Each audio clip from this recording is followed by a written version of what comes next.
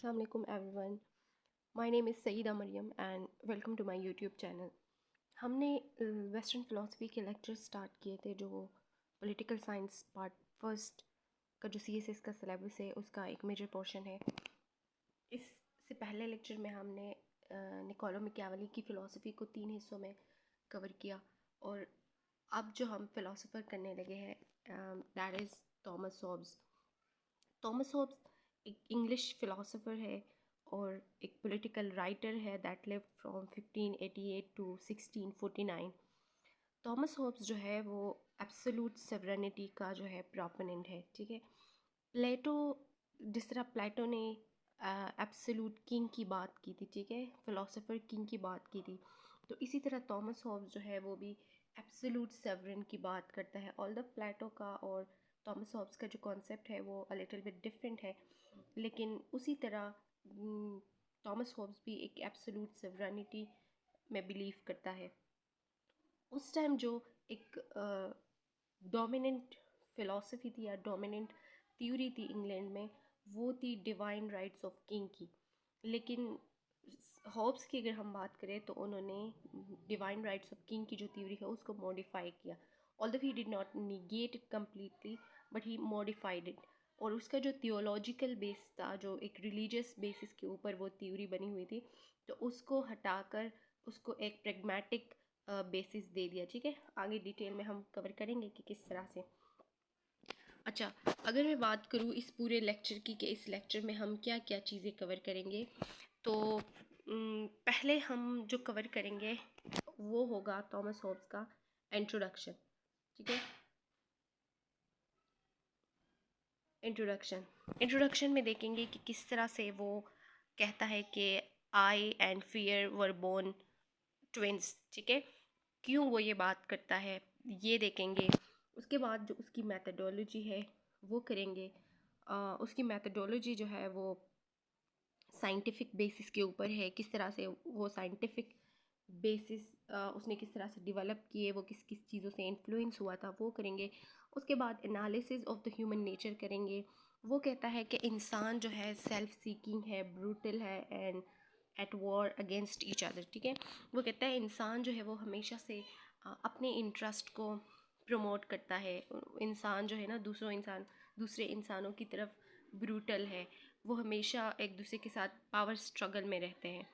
तो इंसान की नेचर को वो पहले एनालाइज करता है। उसके बाद वो कहता है कि इंसान की जो बैडनेस है, जो इवलनेस है, जो क्रूअलिटी है, ठीक है, वो ख़त्म करने के लिए ज़रूरी है कि एक स्टेट का इस्टेब्लिशमेंट हो, लेकिन स्टेट ऐसा हो जहाँ पर सवरन जो है वो एब्सोल्यूट हो।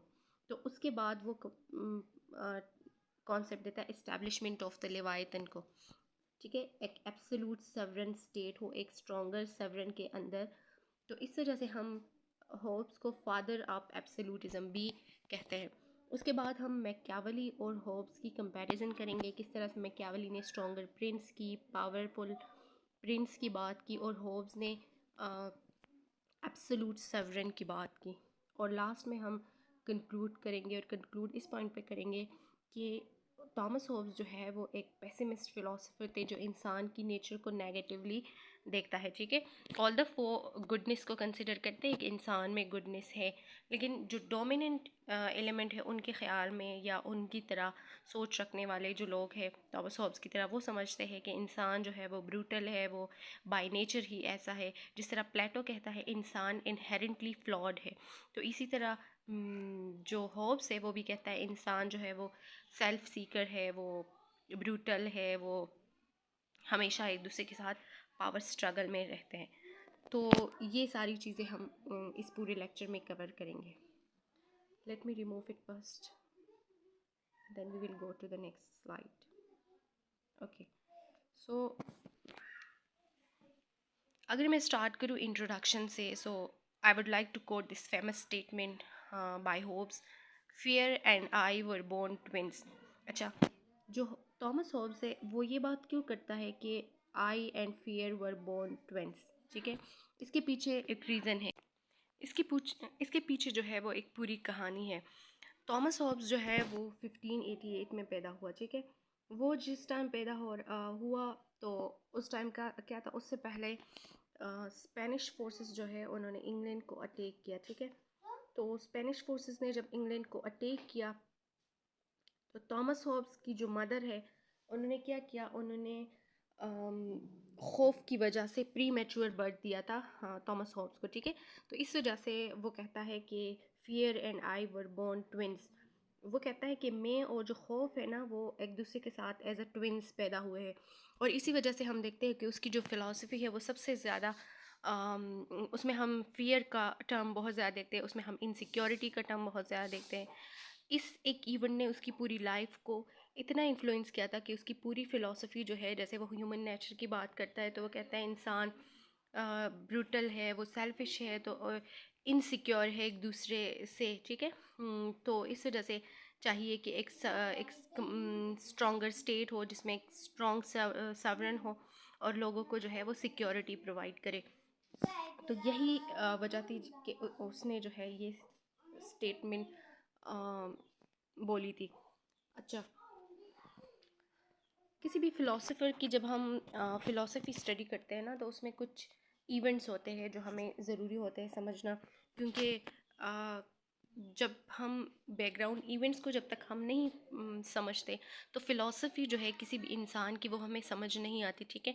जैसे अगर हम बात करें निकोलो मैकियावेली की, वो कहता है कि प्रिंस को ऑल पावरफुल होना चाहिए और वो अगर किसी को मर्डर भी करना चाहे तो इट इज़ जस्टिफाइड और वो सारा, ठीक है। लेकिन हमने इससे पहले लेक्चर में बात की, हमने पूरा उसकी पूरी पॉलिटिकल थॉट्स को देखा, हमने उसकी जो बैकग्राउंड इवेंट्स थे वो देखे, तो हाँ वो he was justified in saying all that, ठीक है। अभी अगर हम तो हाँ, थॉमस हॉब्स की बात करते हैं कि इंसान सेल्फिश है, वो ब्रूटल है, तो हम सारी चीज़ें पढ़ेंगे तो आपको भी लास्ट में पता चल जाएगा कि वो ऐसा क्यों कहता है, ठीक है। उनके पीछे कोई ना कोई वजह होती है। अच्छा, अगर मैं बैकग्राउंड इवेंट्स की बात करूँ तो बैकग्राउंड इवेंट्स में मैंने पहला पॉइंट लगाया है accession to the throne of James one. लेकिन जेम्स वन से पहले आपको समझना चाहिए कि जेम्स वन कौन है, उनकी फैमिली कौन थी, या उन्होंने किस तरह से पीरियड ऑफ वायलेंस इंग्लैंड में स्टार्ट किया था, ठीक है। क्योंकि उससे पहले जो है वायलेंस नहीं थी इंग्लैंड में। तो इसे सबसे पहले मैं बात करती हूँ यूरोप की। यूरोप में क्या था कि यूरोप में जिस टाइम 30 ईयर्स ऑफ वॉर थी ना, रिलीजियस वॉर्स प्रोटेस्टेंट्स और कैथलिक्स के दरमियान, तो उस टाइम में जब यूरोप में इकोनॉमिक क्योस था, पॉलिटिकल क्योस था, इवन रिलीजियस लेवल पर जो है वो एक दूसरे के साथ स्ट्रगल थी, तो इंग्लैंड उस टाइम बहुत स्टेबल था। वो इंटरनली उसमें कोई भी क्योस नहीं थी, ठीक है। एक्सटर्नली उनके थे मतलब एवल इनिमीज, सॉरी, लेकिन ये है कि इंटरनली उसमें कोई इतना इंस्टेबिलिटी नहीं थी। और उसकी वजह क्या थी? उसकी वजह थी थ्योडोर फैमिली, ठीक है। जो मोनार्क फैमिली थी थ्योडोर, 15th सेंचुरी से लेकर 17th सेंचुरी तक उनने जब रूल किया तो वो थोड़ा स्टेबल था, ठीक है, relatively to the James one और फिर उसके बाद चार्ल्स वन और वो सारे। तो एलिज़ाबेथ की जब डेथ हुई ना, एलिज़ाबेथ 1608 में, तो क्या हुआ कि उसके बाद उसका बेटा जो था जेम्स वन, उन्होंने, सॉरी उसका भाई था लेकिन दूसरी मदर से था, ठीक है। उन्होंने क्या किया, उन्होंने थ्रोन को एक्सीड कर दिया। जब उन्होंने थ्रोन को एक्सीड कर दिया तो वो क्या बहुत ज़्यादा इनटॉलरेंट था towards the other groups like प्योरिटन्स और प्रेस्बिटेरियनिज्म, ठीक है। तो जेम्स वन जो है वो तो मर गया जल्दी, लेकिन जब उसका बेटा चार्ल्स वन ने अपने फादर को सक्सीड किया तो उन्होंने उसी राह को जो है ना वो एडॉप्ट किया, अपने फादर के फूड स्टेप पे वो चलता रहा। तो वो इम्पैशन था टूवर्ड द टू ग्रुप्स। एक ग्रुप तो हमारे पास है पार्लियामेंट ऑफ दैट टाइम, दूसरा ग्रुप है एक रिलीजियस ग्रुप, मैं उसको कह दूंगी, उसमें प्रेस्बिटेरियनिज्म भी आता है और उसमें प्यूरिटनिज्म भी आता है, ठीक है, प्यूरिटनिज्म, ठीक है। अच्छा, प्यूरिटन्स चले तो क्या था, पार्लियामेंट तो आपको समझ आती है ना, जो लेजिस्लेटिव बॉडी थी। प्यूरिटन्स और प्रेस्बिटेरियनिज्म जो है, जो एक रिलीजियस आइडियोलॉजीज थी, लेकिन जो किंग की जो आइडियोलॉजी है ना, जो स्ट्रॉन्गर किंग है, डिवाइन राइट्स पे बिलीव करता है, उनसे थोड़ा सा हट के थे। वो चाहते थे कि क्रिश्चियनिटी में रिफॉर्म्स हो, थोड़े से जो है ना किंग के पावर्स थोड़े से कम हो, चर्च जो अपने फैसले करे वो खुद करे और उन पर कोई इन्फ्लुएंस ना हो किंग का, ठीक है। तो ये जो दो फोर्सेस थे, जो जो दो ग्रुप्स थी, प्योरिटन्स, उन्होंने एक इंग्लैंड में चर्च बनाया हुआ था, और इन्होंने क्या किया था, प्रेस्बिटेरियनिज्म, ये जो आइडियोलॉजी थी, इनकी जो चर्च था वो था स्कॉटलैंड में, ठीक है। ये ग्रुप स्कॉटलैंड में ज़्यादा प्रोमिनेंटली मौजूद था। अच्छा, तो चार्ल्स वन ने क्या किया कि उन्होंने 11 साल पार्लियामेंट के बगैर जो है ना वो रूल किया।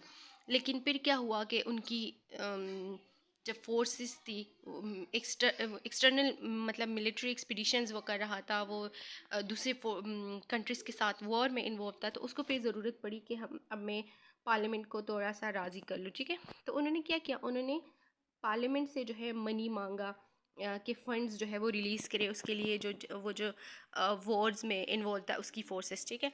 लेकिन पार्लियामेंट ने क्या किया, पार्लियामेंट का तो इसी वजह से उनके साथ क्लेश था कि ये जो है ना कंटिन्यूसली मनी जो है वो विड्रॉ कर रहा है कंटिन्यूसली ट्रेजरी से, और एक्सटर्नल वॉर्स पे लगा रहा है, और इंटरनली जो है भी कंट्री की हालत सही नहीं है। तो वो इस वजह से उनके साथ क्लेश में थे। तो उन्होंने क्या किया, उन्होंने वो जो कहते हैं ना फ़ायदा उठाया उस टाइम का। तो उन्होंने क्या किया कि उन्होंने एक पिटीशन उसके सामने रखी, पिटीशन ऑफ राइट 1628 में। उसमें क्या था कि किंग जो है वो पार्लियामेंट की कंसेंट के बगैर टैक्सेस नहीं लगा सकता, वो आर्बिट्रेरली किसी को इम्प्रिजन नहीं कर सकता, वो पीस के टाइम में मार्शल लॉ नहीं लगा सकता, ठीक है। तो ये सारी चीज़ें थी कि चार्ल्स वन ने उनको क्या किया, उनको साइन कर लिया। लेकिन वो होल हार्टेडली उसने नहीं किया, लेकिन उसको ज़रूरत थी, तो वो कहता था कि अभी ये कर लूँ, उसके बाद देखूँगा जब मैं बहुत ज़्यादा स्ट्रांग हो जाऊँ, ठीक है। तो उसके बाद एक इवेंट आता है, war of Scotland with the king. ये क्या था कि किंग ने क्या किया, किंग ने जो है एंग्लिकैनिज़्म जो है एक क्रिश्चियन आइडियोलॉजी है, ठीक है, उसको प्रमोट करना चाहे या उसको स्ट्रेंथन करना चाहे इंग्लैंड में। ये प्योरिटन्स और प्रेस्बिटेरियनिज्म के थोड़ा सा अगेंस्ट था, मतलब ये किंग के डिवाइन राइट्स के ऊपर बेस था। ये थोड़ा सा जो है ना वो ट्रेडिशनल क्रिश्चियनिटी से ज़्यादा अलाइन था। तो उन्होंने क्या किया कि जब स्कॉटलैंड को पता चला कि जो चार्ल्स वन है वो इस आइडियोलॉजी को स्ट्रेंथन करने की कोशिश कर रहा है, तो वो कहते हैं कि ये तो प्योरिटन्स के लिए भी ख़तरा है, प्रेस्बिटेरियनिज्म के लिए भी ख़तरा है। तो उन्होंने 1638 में बाकायदा किंग के ख़िलाफ़ एक वॉर लड़ी, जिसको वॉर ऑफ स्कॉटलैंड बोला जाता है 1638 में। फिर उसके बाद क्या हुआ कि जब किंग के पावर्स जो है वो ज़्यादा से ज़्यादा हो रहे थे, तो ओलिवर क्रॉमवेल जो एक पार्लियामेंटेरियन थे और वो उस पार्लियामेंट्री ग्रुप को लीड भी कर रहे थे, तो उन्होंने क्या किया, उन्होंने एक प्रॉपर वॉर लड़ी, जिसको हम इंग्लैंड की सिविल वॉर भी बोलते हैं, ठीक है।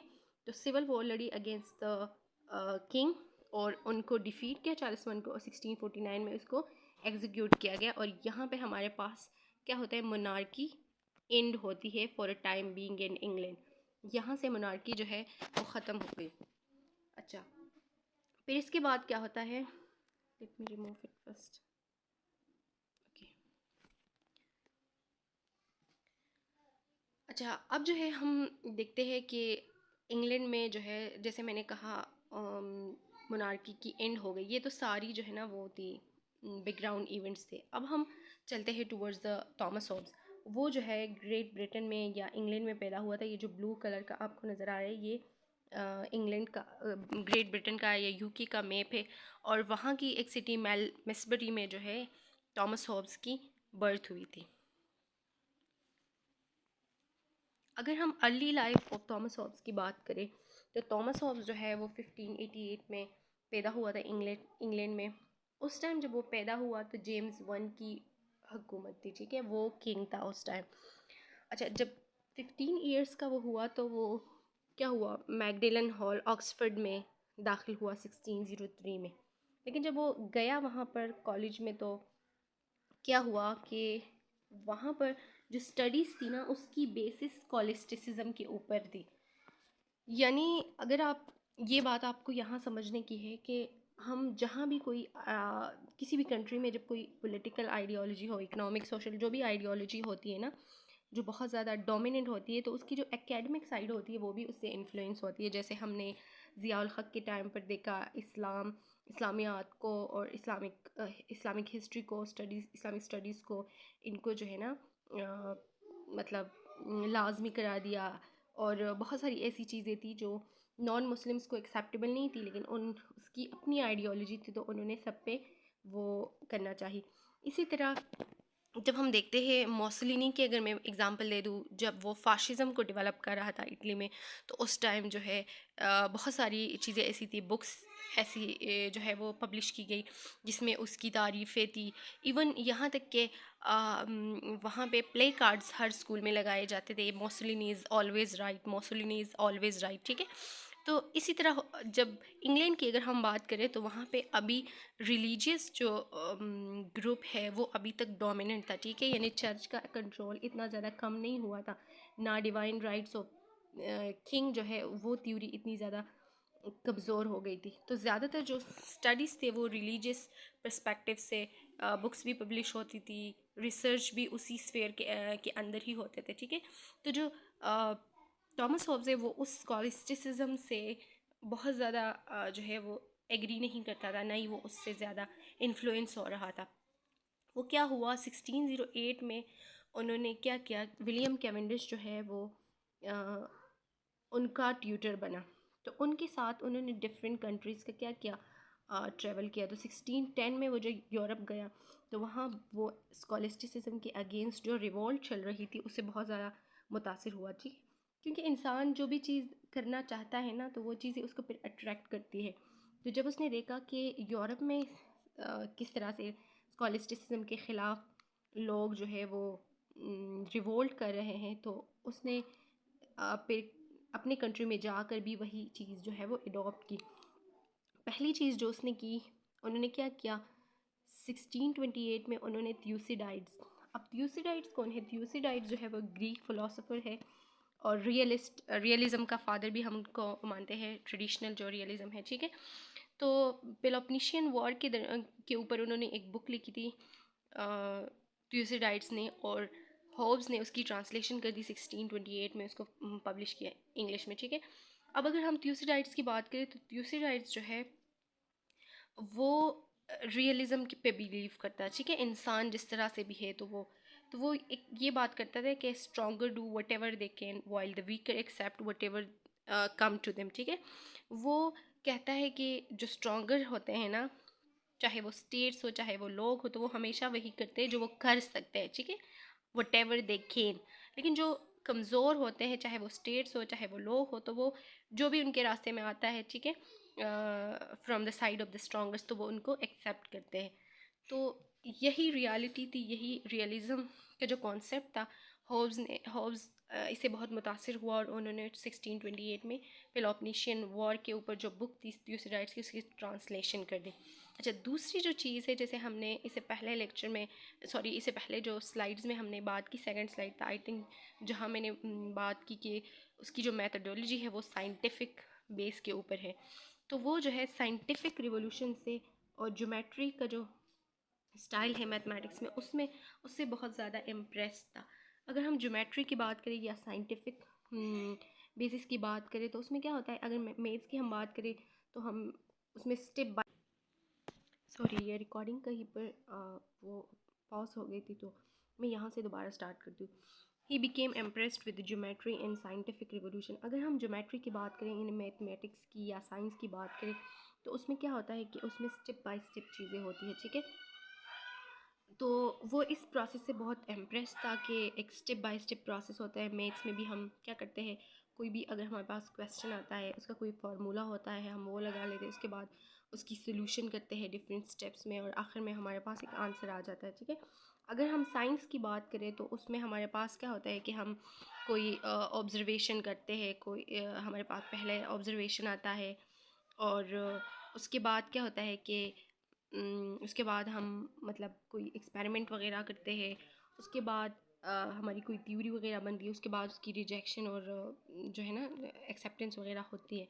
तो ये एक proper step by step process था, जिससे मैकियावेली जो है वो बहुत ज़्यादा इम्प्रेस था। और हम देखते हैं कि उन्होंने अपनी जो फ़िलॉसफी डेवलप की वो भी इसी बेसिस के ऊपर थी, स्टेप बाय स्टेप। यानी उन्होंने पहले ह्यूमन नेचर को स्टडी किया, उसके बाद ह्यूमन नेचर की जो इविलनेस थी, गुडनेस थी, वो सारी एनालाइज की, और उनको कंट्रोल करने के लिए उस बैडनेस को स्टेट का कॉन्सेप्ट दिया। स्टेट के जो कॉन्सेप्ट दिया, उसके बाद उसके सवरेनिटी के ऊपर बात की कि किस तरह से वो सवरन लोगों के राइट्स को जो है वो सिक्योर करेगा।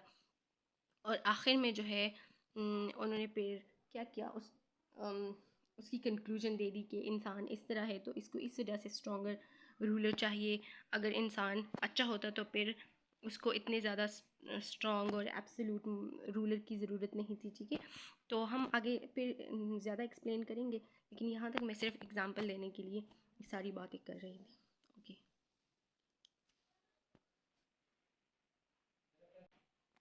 अच्छा, इस स्लाइड को पीछे स्लाइड को अगर हम देखें तो यहाँ पे विलियम कैवेंडिश को क्या किया, इन्होंने 1608 में ट्यूट एज ए ट्यूटर एक सर्विस ले ली। ठीक है, उसके बाद अगर हम देखें तो उन्होंने क्या किया, अम, ये कैवेंडिश फैमिली में दोबारा आए और उनका जो बेटा था उसको पढ़ाने लगे 1631 में। अब अगर हम बात करें 1628 के बाद जब उन्होंने बुक लिखी, तो उसके बाद वो कुछ टाइम के लिए एग्ज़ाइल में चले गए थे। ठीक है, अपने पब्लिकेशंस की वजह से, अपने जो है ना थ्योरी, अपनी जो थ्योरीज़ वो डेवलप कर रहा था उसकी वजह से, जो मोनार्की के जो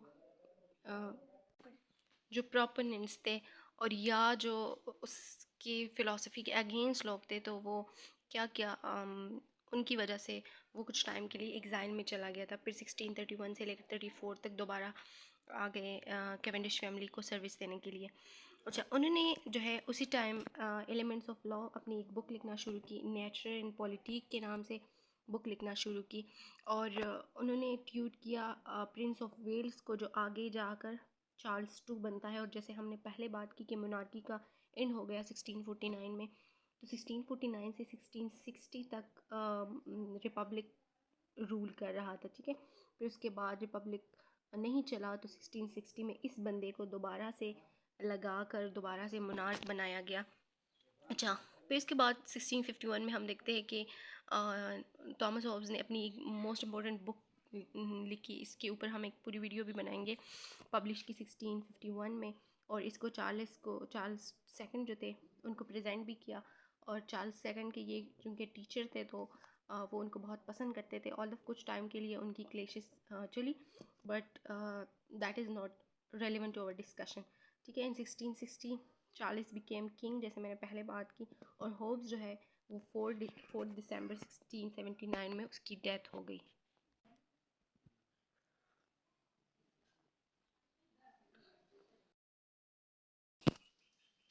अगर हम थॉमस हॉब्स के मेजर वर्क्स की बात करें तो उन्होंने बहुत सारी राइटिंग्स की हैं। ठीक है, लेकिन हमारा कंसर्न उनके सब बुक्स से नहीं है। जो पॉलिटिकल साइंस से रिलेटेड उनके बुक्स है, जो पॉलिटिकल फ़िलासफ़ी से रिलेटेड उनके बुक्स है, हम वो कंसिडर करेंगे। अच्छा, पहला जो हमारे पास बुक है वो है डे कॉर्पोर। ये एक लैटिन वर्ड है। ठीक है, इन्होंने 1655 में इस बुक को पब्लिश किया था, और इसमें उन्होंने फ़िज़िक्स, मेटाफिज़िक्स और जो मैकेनिस्टिक व्यूज़ है वर्ल्ड के वो एक्सप्लेन किए थे। उसके बाद जो है उन्होंने डे चीव एक बुक लिखी थी, और इसका मतलब होता है ऑन सिटीजन्स। ठीक है, ऑन सिटीजन। तो इसमें क्या है, उन्होंने सिटीजन्स और जो पॉलिटिकल अथॉरिटी होती है उनकी नेचर को एक्सप्लोर किया हुआ है, और ये 1642 में इन्होंने पब्लिश की थी। इसके अलावा अगर हम बात करें थर्ड बुक की, तो वो था डे होमिनी। ये भी एक लैटिन वर्ड है, इसका मतलब होता है ऑन ह्यूमन। ये 1658 में उन्होंने पब्लिश की थी, और ये ह्यूमन नेचर को अंडरस्टैंड करने के लिए जो सेंसेस और इमोशंस को उसने अपने फ़िलासफ़ी में इस्तेमाल किया था। ह्यूमन नेचर को अंडरस्टैंड करने के लिए पहले उसने ह्यूमन सेंसेस को, ह्यूमन इमोशंस को समझने की कोशिश की थी। तो वो सारे आइडियाज़ जो है इसी बुक में उसने एक्सप्लोर किए। इसके अलावा हम देखते हैं उसका जो मोस्ट इम्पॉर्टेंट और कॉम्प्रिहेंसिव बुक है 1651 में, जो उन्होंने पब्लिश की लेवाइथन के नाम से।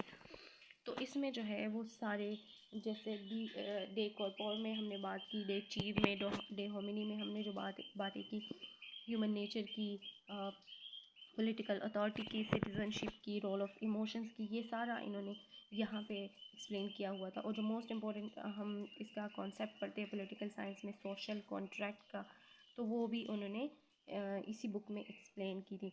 इसके अलावा हमारे पास इनका एक बुक आता है, translation of थ्यूसिडाइड्स the Peloponnesian war. उन्होंने 1628 में इसको पब्लिश की थी। और ये बेसिकली थ्यूसिडाइड्स जो एक रियलिस्ट फिलोसोफर है, ट्रेडिशनल रियलिज्म का फादर भी है, तो उनकी जो बुक थी पेलोपोनेशियन वॉर के ऊपर जो उन्होंने लिखी थी, ये उसकी इंग्लिश ट्रांसलेशन थी। इसके अलावा उन्होंने एक बुक लिखी एलिमेंट्स ऑफ लॉ के नाम से। और एलिमेंट्स ऑफ लॉ जो है ये बेसिकली दो हिस्सों में डिवाइडेड है, ठीक है। एक हिस्सा इसका जो है वो ह्यूमन नेचर के ऊपर है, और दूसरा जो इसका हिस्सा है वो जो है उसका नाम है डी कॉर्पोर पॉलिटिको। तो वो जो है स्टेट और पॉलिटिकल अथॉरिटी के नेचर को उन्होंने इसमें एक्सप्लोर किया है, डी कॉर्पोर पॉलिटिको, ठीक है, ये इसका। अच्छा, इसके अलावा अगर हम बात करें लास्ट बुक की, नेचर एंड पॉलिटी की, तो ये कोई स्टैंड अलोन बुक नहीं है थॉमस हॉब्स का। It is in fact a summary of all the ideas of Thomas Hobbes, ठीक है। तो यहाँ पे इन्होंने जो भी समरीज, जो भी आइडियाज़ एक्सप्लेन किए हैं, उनको यहाँ पे एक समरी के फॉर्म में इनकॉर्पोरेट किया नेचर एंड पॉलिटी में। अच्छा, late me remove it first. इसके अलावा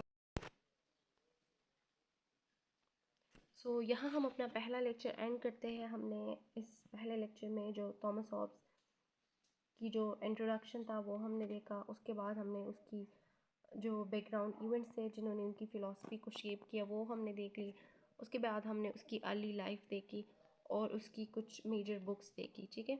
नेक्स्ट लेक्चर में हम जो है उसकी बाकी जो ह्यूमन नेचर से रिलेटेड उसकी एनालिसिस है या स्टेट की इस्टेब्लिशमेंट से, वो सारा दूसरे लेक्चर्स में करेंगे। अगर मैं रेफरेंसेस की बात करूँ कि मैंने कहाँ कहाँ से इस लेक्चर फ़िलासफ़ी में, वेस्टर्न फ़िलासफ़ी के लिए जो है वो मैंने क्या क्या पढ़ा, तो मैंने मिस्टर जुडहार्मन की जो बुक है political thought from Plato to present, वो पढ़ती हूँ। और उसके अलावा अहमद अली नकवी की जो अंडरस्टैंडिंग पॉलिटिकल साइंस है, जहांगीर टाइम्स ने जो पब्लिश की, वो पढ़ती हूँ। इसके अलावा येल यूनिवर्सिटी के कोई 4 आवर्स का एक लेक्चर आता है यूट्यूब पे, हर फ़िलासफ़र के ऊपर कोई 2 घंटे का, 4 घंटे की वीडियो होती है, तो वो देखती हूँ। इसके अलावा जो एक मेजर बुक होती है जैसे प्लेटो का रिपब्लिक हो गया, मैकियावेली की द प्रिंस हो गई, तो थॉमस हॉब्स की जो है मैंने लेवायतन इसके लिए देखी थी। तो आज का लेक्चर यहाँ पे एंड करते हैं। It was all about the Thomas Hobbes early life in his major works. Thank you so much.